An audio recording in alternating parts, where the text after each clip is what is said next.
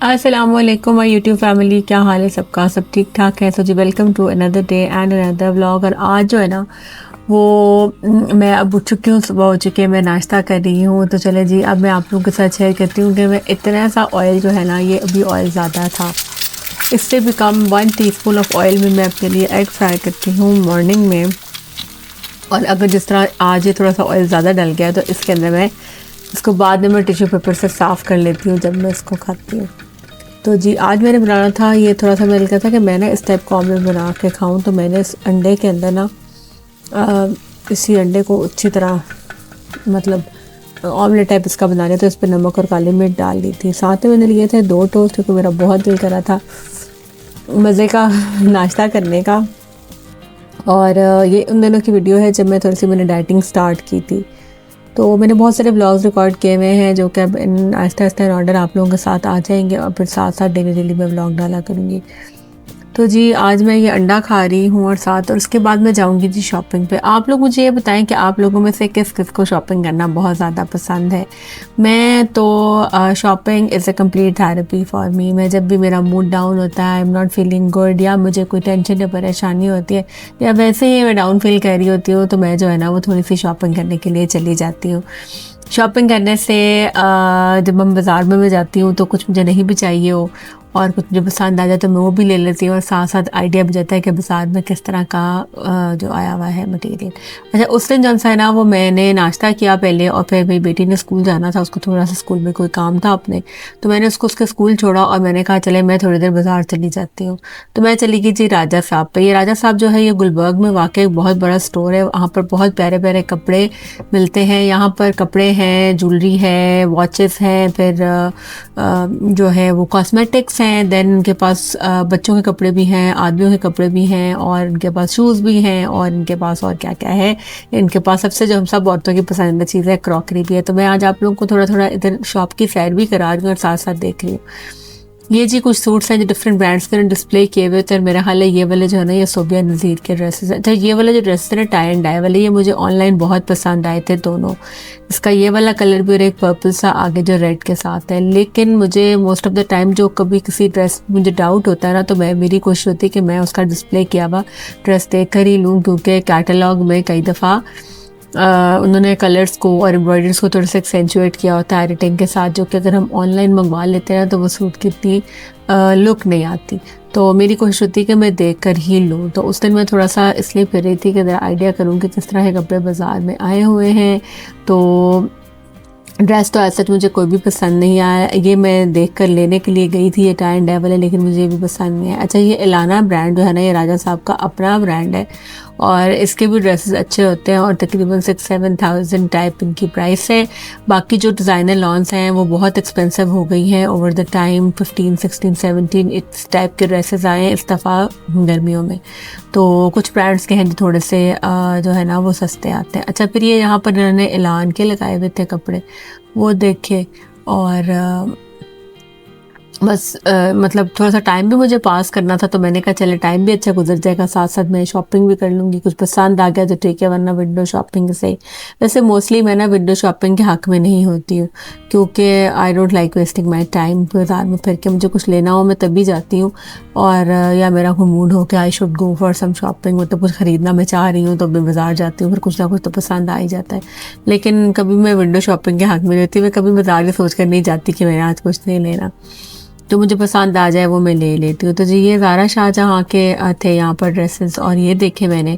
जैसे मुझे pink colour का ड्रेस बहुत पसंद था, लेकिन जब मैंने उसका घेरा नापा ना तो उसका घेरा बहुत छोटा था, तो बस इसलिए नहीं लिया। और ये येलो वाला मुझे बहुत पसंद आया था, लेकिन इसके ना भी शायद फ्रंट ओपन था। हाँ, ये पिंक वाला ड्रेस जो है ना ये मुझे बहुत पसंद था।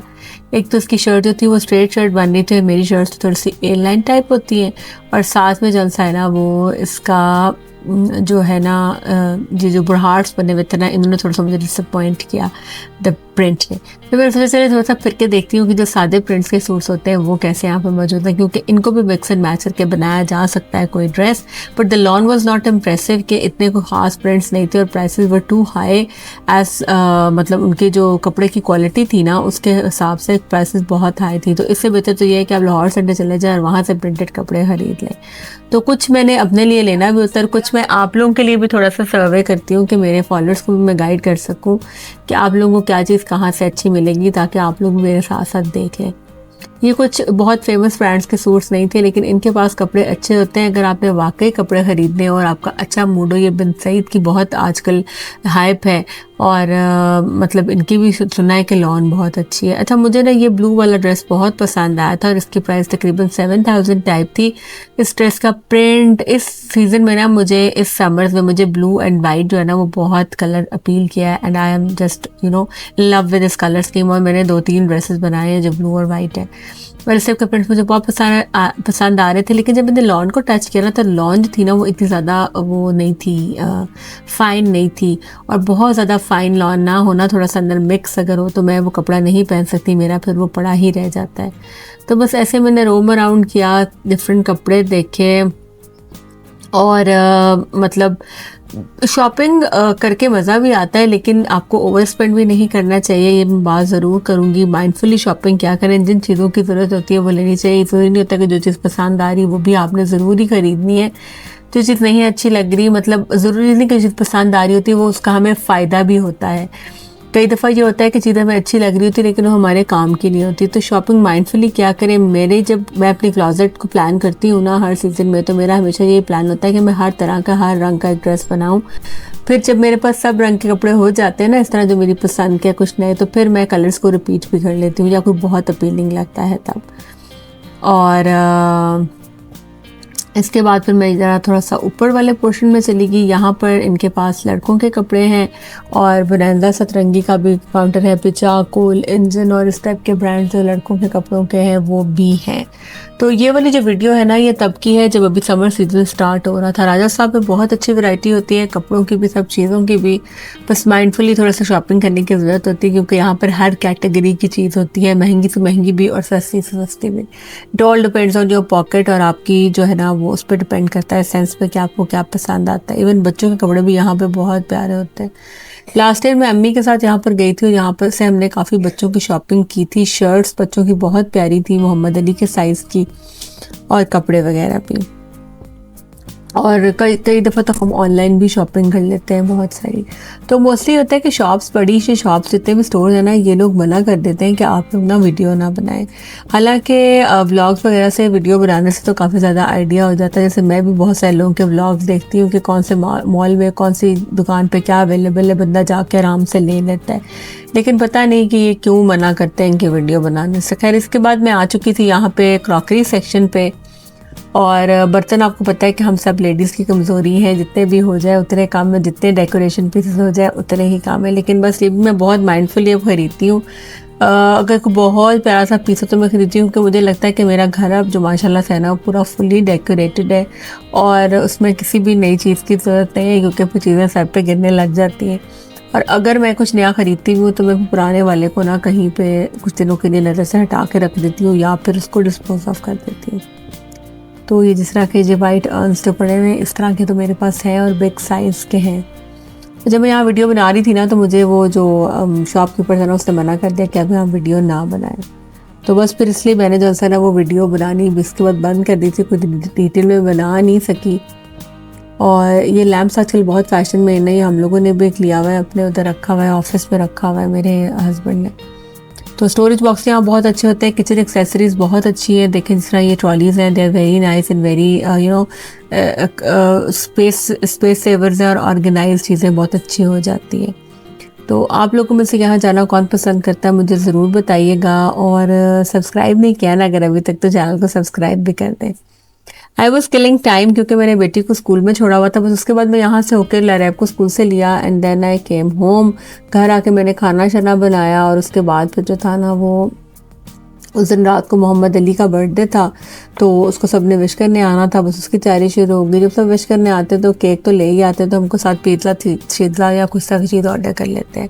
और छोटे बच्चों को उनकी बर्थडे की बहुत एक्साइटमेंट होती है। तो हमारे घर में हमेशा कोई भी बर्थडे जब होती है ना, तो हम उसको दो टाइम पे बनाते हैं। एक हम बनाते हैं मिडनाइट विश करते हैं, और दूसरी विश जो है ना वो हम करते हैं जी अगले दिन ना, नेक्स्ट डे डिनर हम रख लेते हैं। तो ये मिडनाइट विश वाली मोहम्मद अली की बर्थडे थी, और इसकी दादा और इसकी पप्पो हमेशा आती है इनको विश करने के लिए, तो वो लोग आ चुके थे। तो जहाँ पर हमने बर्थडे सेलिब्रेट की छोटी सी घर पे और डाइनिंग टेबल पे, और उसके बाद जो है ना वो सब चले गए थे लाउंज में। वहाँ बैठ के सब ने पिज़्ज़ा वगैरह खाया, and then they went to their home, और हम लोग भी ऊपर आ गए थे और सो गए थे। तो बस ये देखिए मोहम्मद अली का बर्थडे हो रहा है। ये सारी जो सरप्राइज़ वाली अरेंजमेंट है ना, ये अस्मारा आयरा ने और आज़िल ने मोहम्मद अली के लिए सरप्राइज़ अरेंज किया था। तो बस ये फिर सारे सब ने मोहम्मद अली को बर्थडे विश किया, और उसके बाद जो है ना फिर हम बस बर्थडे हो गई। और इसके बाद अब नेक्स्ट व्लॉग में देखिएगा बाकी का जो रेल वाला बर्थडे है। तो इंशाल्लाह मिलेंगे हम अपकमिंग व्लॉग्स में। तब तक के लिए अल्लाह हाफिज़। और मोहम्मद अली जो है वो वहाँ आज को खिला रहा था केक, तो पता नहीं किसने पास से कहा कि आइज़ल को खिला दो, तो उसने उसके मुँह से निकाल के उधर खिला दिया। सबको बहुत हंसी आई। बस इस तरह छोटी छोटी खुशियाँ और छोटी छोटी जो है ना वो मुस्कुराहटें फैलती रहती है, सब इन्जॉय करते हैं। ये सर्दियों का व्लॉग है जो कि मैं अब कर रही हूँ एडिट। तो आप लोगों ने ये नहीं कहना कि ये पुराना व्लॉग है, बस आप लोगों के साथ शेयर कर दिया। तो इंशाल्लाह ताला नेक्स्ट व्लॉग में मिलेंगे। तब तक के लिए अल्लाह हाफिज़।